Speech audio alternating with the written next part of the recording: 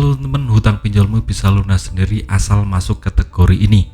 Assalamualaikum warahmatullahi wabarakatuh. Bagaimana kabar teman-teman? Semoga tetap sehat selalu, tetap dilancarkan rezekinya, dan bisa terhindar dari yang namanya dosa riba dan bisa melunasi semua hutang-hutang pinjol menurut pertolongan Allah Subhanahu wa Ta'ala. Amin amin ya robbal alamin. Nah, di video kali ini saya akan khusus membahas tentang 3 kategori orang yang bisa melunasi pinjaman tanpa perlu membayar. Apakah teman-teman masuk kategori ini? Mari kita bahas sama-sama. Yang pertama, kategori orang yang bisa lunas sendiri pinjaman tanpa perlu membayar adalah kategori orang yang dapat pemutihan dari pinjaman online. Nah, pemutihan ini apa Bang? Pemutihan ini adalah salah satu cara pinjaman online terhindar dari yang namanya tingkat galbay di OJK, teman. Nah, kita tahu tiap tahun kan OJK menginvestigasi yang namanya neraca keuangan pinjaman online, dan ini menyangkut tentang jumlah galbay atau persenan galbay. Nah, menurut aturan OJK untuk galbay itu harus di bawah 5% ya teman, jadi nggak boleh lebih dari 5%. Nah, pinjaman online karena ada aturan ini jadi menerapkan yang namanya pemutihan pinjaman online. Jadi tahu-tahu hutang kita lunas karena kita tidak akan dimasukkan ke jumlah persenan yang galbay itu ya teman. Nah, itu banyak terjadi di teman saya, subscriber saya juga banyak yang mengalami ini. Ini kemungkinan besar dialami oleh pinjaman-pinjaman kecil seperti 300.000, 500.000, 800.000 seperti itu ya teman. Jadi untuk 1 juta ke bawah ini ada kemungkinan untuk diputihkan pinjaman online-nya oleh aplikasi yang melakukan pemutihan. Itu biasanya aplikasi besar ya teman, seperti Akulaku, Kredivo, EasyCash, dan lain-lain. Yang jelas aplikasinya sudah banyak beredar di masyarakat, bukan aplikasi kecil-kecil ya teman. Kalau aplikasi kecil-kecil biasanya tidak akan mungkin melakukan pemutihan karena dananya terbatas. Lebih baik mereka mengejar orang itu sampai ke rumah agar bisa membayar. Tidak mungkin ada pemutihan itu untuk aplikasi kecil. Kalau aplikasi besar ada kemungkinan untuk diputihkan pinjamannya. Jadi teman-teman lihat saja pinjaman online teman-teman apakah di bawah 1 juta atau di atas 1 juta. Untuk di bawah 1 juta kemungkinan besar akan diputihkan jika umpamanya tingkat galbay-nya lebih besar dari 5%. Jadi teman-teman cek saja nanti ke depan akan bagaimana, akan diputihkan atau tidak. Nah, itu yang pertama. Untuk yang kedua adalah jika pinjaman online tersebut dinyatakan pailit atau bangkrut. Nah, ini menyangkut neraca keuangan pinjaman online ya teman. Jadi sehat atau tidaknya neraca keuangan itu tergantung dari tingkat galbay. Semakin kita banyak galbay, maka neraca keuangan pinjaman online akan anjlok dan mungkin akan bangkrut atau dipailitkan. Nah, kalau permodalannya nggak kuat, ini bisa saja pailit ya teman. Seperti kemarin Tanifan yang resmi sudah dicabut izinnya karena permodalannya kurang kuat ya teman.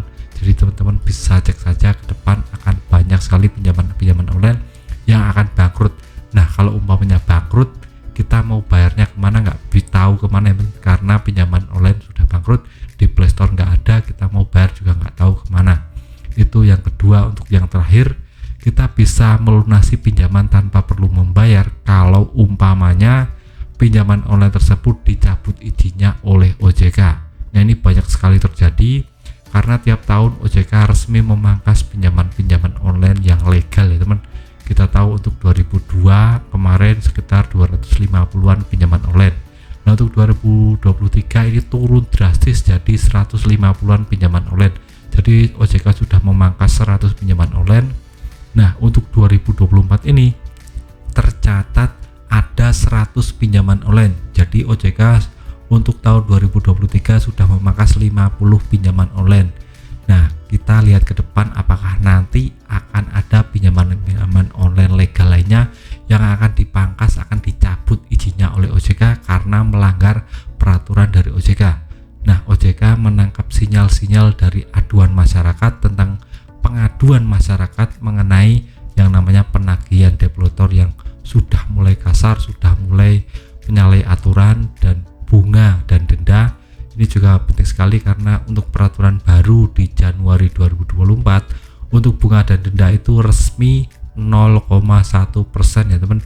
Jadi sudah diturunkan lagi. Jadi OJK sudah mulai menginvestigasi pinjaman-pinjaman online yang nakal, yang tidak mengindahkan aturan OJK ini dan berlaku sewenang-wenang kepada nasabah-nasabahnya.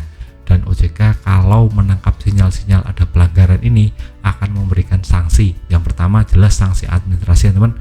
Yang kedua kalau sudah parah mungkin akan kena sanksi PKU atau pembatasan kegiatan usaha. Ini kemarin dialami aku laku ya teman. Jadi aku laku kemarin tidak bisa melakukan transaksi karena sanksi PKU dari OJK. Nah terberat mungkin akan dicabut izinnya oleh OJK dan diilegalkan. Nah kalau sampai titik ini teman-teman bisa santai saja karena hutang teman-teman dinyatakan lunas karena aplikasinya sudah diilegalkan oleh OJK. Jadi apakah teman-teman masuk ketiga kategori ini? Teman-teman bisa berkaca pada pinjaman online teman-teman, apakah pinjaman online teman-teman lebih besar dari 1 juta atau lebih sedikit dari 1 juta, apakah pinjaman online yang teman-teman pinjam itu aplikasinya sehat atau tidak, itu bisa dilihat teman-teman. Kalau umpamanya teman-teman pinjam di pinjaman online yang kecil-kecil itu biasanya akan mudah diilegalkan karena untuk permodalannya kurang kuat. Seperti aku lakukan waktu kredivo ini kemungkinan besar akan terus ada teman karena pinjaman ini terbukti modalnya kuat sekali dari asing bukan dari dalam negeri, jadi lebih kuat dalam permodalannya. Nah itu saja 3 kriteria yang bisa untuk melunasi pinjaman tanpa perlu membayar tagihan. Semoga teman-teman masuk kategori ini agar ke depan bisa membayar hutang tanpa perlu membayar. Dan saja video singkat dari saya, semoga bermanfaat. Tetap semangat kehidupan yang lebih baik.